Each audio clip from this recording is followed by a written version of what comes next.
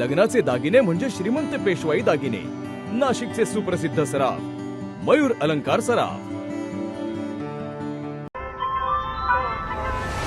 ताज्या बातम्यांसाठी नाशिक न्यूजच्या YouTube चॅनलला सबस्क्राईब करा आणि बेल आयकॉनला प्रेस करा।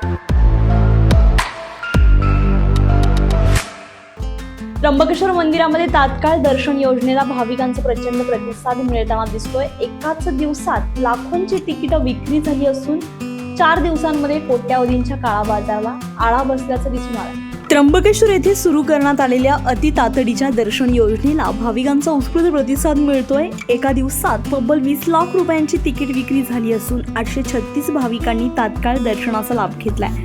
गेल्या 4 दिवसांत सुमारे 1400 भाविकांनी या योजनेमध्ये सहभाग नोंदवलाय, तर संस्थानाला तब्बल 30 ते 35 लाख रुपयांचं उत्पन्न मिळालंय।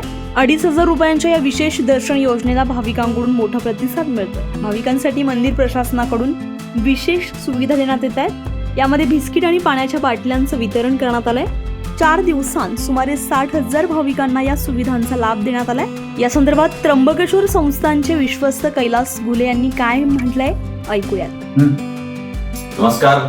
त्र्यंबकेश्वर देवस्थानच्या अति तातडीच्या दर्शनाला भाविकांनी अतिशय उत्स्फूर्त आणि भरघोस असा पाठिंबा दिल्याबद्दल त्र्यंबकेश्वर देवस्थान ट्रस्टतर्फे सर्व भाविकांचे मनपूर्वक आभार मानतो आणि धन्यवाद व्यक्त करतो।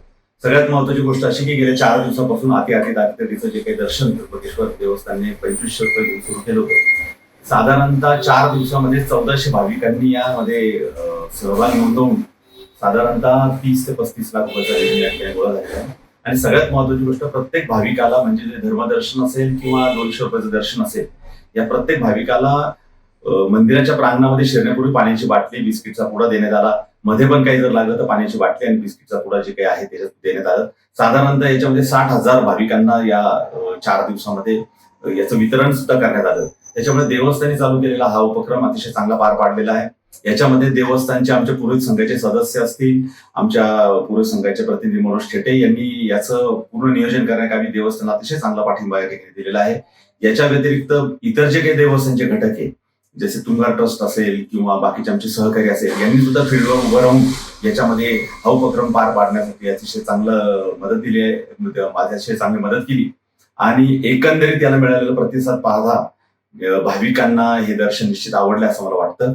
आणि आपण असाच उत्स्फूर्त प्रतिसाद आणि यामध्ये असलेल्या त्रुटी जर लक्षात आणून दिल्या तर याच्यामध्ये अजून अधिकाधिक सुधारणा करून भाविकांच्या सुविधेसाठी जास्तीत जास्त प्रयत्न त्र्यंबकेश्वर देवस्थान ट्रस्ट करेल, याची आपण निश्चित खात्री बाळगा। धन्यवाद। हर हर महादेव। दरम्यान काळा बाजार रोखण्यासाठी सुरू केलेली ही योजना प्रभावी ठरत असल्याचं दिसत आहे, तर भाविकांकडून या उपक्रमाचं स्वागत करण्यात येत आहे। तर त्र्यंबकेश्वर मंदिरातील या नव्या व्यवस्थेमुळे भाविकांना सुलभ दर्शन मिळत असून संस्थानालाही मोठं उत्पन्न मिळत असल्याचं चित्र आहे। संजय परमार, नाशिक न्यूज, नाशिक। ताज्या बातम्यांसाठी नाशिक न्यूजच्या YouTube चॅनलला सबस्क्राईब करा आणि बेल आयकॉनला प्रेस करा।